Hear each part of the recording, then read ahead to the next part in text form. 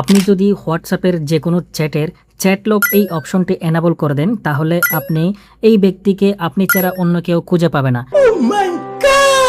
আপনি যে ব্যক্তিকে লক করে রাখতে চান সেই ব্যক্তির চ্যাট লিস্টে প্রবেশ করে একদম উপরে নাম্বারের উপর ক্লিক করে একটু নিচে যাবেন। নিচে গেলে আপনি এখানে চ্যাট লক একটা অপশন পাবেন। এই অপশনটা আপনি এখানে এনাবল করে দিবেন। এনাবল করার সময় ফিঙ্গারপ্রিন্ট চাইবে, আপনি এখানে ফিঙ্গারপ্রিন্ট দিয়ে দিবেন। এনাবল করে দিলে ওই ব্যক্তিটি এখান থেকে হারিয়ে যাবে। এরপর পুনরায় ওই ব্যক্তিকে আপনি চ্যাট লিস্টে নিয়ে আসতে চাইলে একদম উপর থেকে লক চ্যাট এই অপশনের উপর ক্লিক করে ফিঙ্গারপ্রিন্ট দিয়ে প্রবেশ করলে আপনি সেই ব্যক্তিকে খুঁজে পাবেন। এবার সেই চ্যাটের উপর ক্লিক করে পুনরায় আপনি তার প্রোফাইলে প্রবেশ করলে এখানে চ্যাট লক যে অপশনটা রয়েছে সেটি আপনি ডিসেবল করে দিলেই পুনরায় সে ব্যক্তিকে আপনি চ্যাট লিস্টে পেয়ে যাবেন।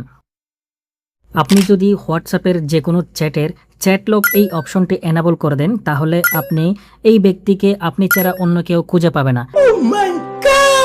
আপনি যে ব্যক্তিকে লক করে রাখতে চান সেই ব্যক্তির চ্যাট লিস্টে প্রবেশ করে একদম উপরে নাম্বারের উপর ক্লিক করে একটু নিচে যাবেন। নিচে গেলে আপনি এখানে চ্যাট লক একটা অপশন পাবেন। এই অপশনটা আপনি এখানে এনাবল করে দিবেন। এনাবল করার সময় ফিঙ্গারপ্রিন্ট চাইবে, আপনি এখানে ফিঙ্গারপ্রিন্ট দিয়ে দিবেন। এনাবল করে দিলে ওই ব্যক্তিটি এখান থেকে হারিয়ে যাবে। এরপর পুনরায় ওই ব্যক্তিকে আপনি চ্যাট লিস্টে নিয়ে আসতে চাইলে একদম উপর থেকে লক চ্যাট এই অপশনের উপর ক্লিক করে ফিঙ্গারপ্রিন্ট দিয়ে প্রবেশ করলে আপনি সেই ব্যক্তিকে খুঁজে পাবেন। এবার সেই চ্যাটের উপর ক্লিক করে পুনরায় আপনি তার প্রোফাইলে প্রবেশ করলে এখানে চ্যাট লক যে অপশনটা রয়েছে সেটি আপনি ডিসেবল করে দিলেই পুনরায় সে ব্যক্তিকে আপনি চ্যাট লিস্টে পেয়ে যাবেন।